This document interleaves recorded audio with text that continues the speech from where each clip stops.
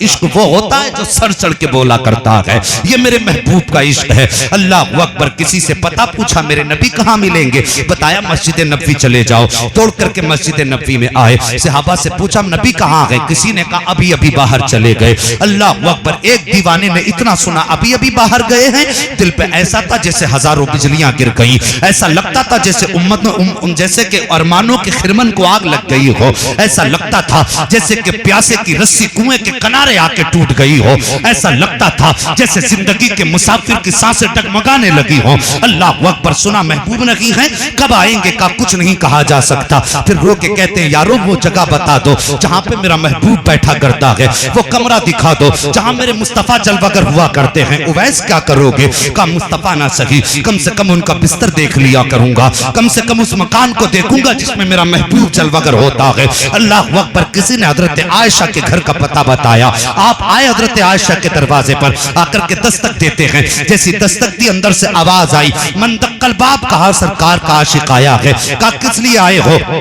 کہا آقا سے ملنا ہے۔ اندر سے آواز آئی اویس آقا تو نہیں ہے، کچھ دیر ٹھہر جاؤ۔ اویس قرنی کہتے آقا نہ سکی، کم سے کم ان کا حجرہ دکھا دو۔ اما عائشہ صدیقہ فرماتی ہیں میں تو اپنے پردے سے ہو گئی ایک طرف کو، میں نے جب عاشق کو اندر آتے دیکھا، کہتی بال بکھرے ہوئے تھے، کپڑے پوسیدہ تھے، لیکن عشق کی کہانی کہیں نہیں جا سکتی ہے۔ جب وہ عاشق کمرے میں آیا، کبھی اس دیوار کو چومتا ہے، کبھی اس دیوار کو چومتا ہے، کبھی مصطفیٰ کے بیٹھنے کے بستر کو چومتا ہے۔ سیدہ عائشہ کہتی ہیں میں نے عاشق کا یہ حال دیکھا، ایسا حال آج تک کسی عاشق کا نہیں دیکھا تھا۔ اللہ اکبر۔ کہتی جب وہ عاشق جانے لگا تو رو کے کہا تھا اما عائشہ جب میرے محبوب آ جائیں تو میرا سلام کہہ دینا۔ حضرت عائشہ فرماتی ہیں میں نے کہا جب اتنا ہی پیار کرتے ہو تو ٹھہر کس لیے کیوں نہیں جاتے؟ حضرت اویس قرنی کہتے ہیں میرے آگے مجبوری ہے، ورنہ پوری زندگی محبوب کے انتظار میں گزار دیتا۔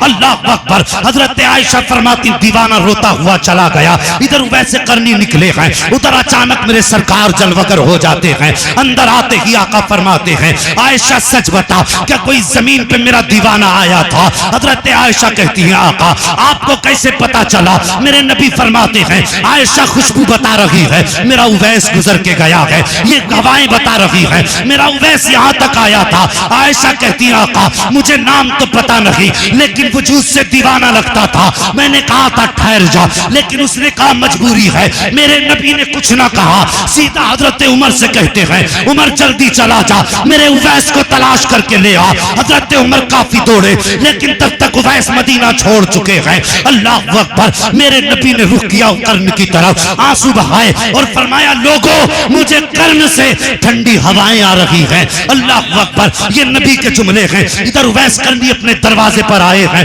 جیسی دروازے پر آئے گھر کے اندر قدم رکھا، ماں نے کہا بیٹے اویس آ گئے؟ جی ماں آ گیا ہوں۔ ماں کہتی بیٹے مصطفیٰ کے مدینے گئے تھے؟ ہاں ماں گیا تھا۔ کہا پھر اب بتا تیرے محبوب کے رخسار کیسے ہیں، اب بتا تیرے محبوب کی آنکھیں کیسی ہیں، اب بتا تیرے محبوب کا چہرہ کیسا ہے۔ اتنا سننا تھا اویس قرنی کی چیخ نکل جاتی ہے، رو کے کہتے ہیں ماں میں گیا تو ضرور تھا لیکن مصطفیٰ کا چہرہ نہ دیکھ سکا، محبوب کا جلوہ نظر نہ آیا۔ کہا بیٹے کس لیے؟ کہا ماں جب مدینے گیا میرے جانے سے پہلے مصطفیٰ جا چکے تھے۔ ماں نے کہا بیٹے کچھ دیر ٹھہر جاتا، ان کا انتظار کر لیتا۔ کہتے ماں کیسے ٹھہر جاتا؟ تیری اجازت جو نہ تھی، اگر میں رک جاتا تو تیرا دل ٹوٹ جاتا۔ ماں میں تیری وجہ سے نہ ٹھہرا۔ اتنا سنتی ہے ماں، اپنے بیٹے کو بلایا، سینے سے لگایا، اویس قرنی سینے سے لگے ہیں، اور اس کے بعد ماں نے اپنا آنچل اٹھا کے کہا تھا اے میرے مولا اویس نے میرے لیے اپنے محبوب کا جلوہ چھوڑ دیا، اے میرے مالک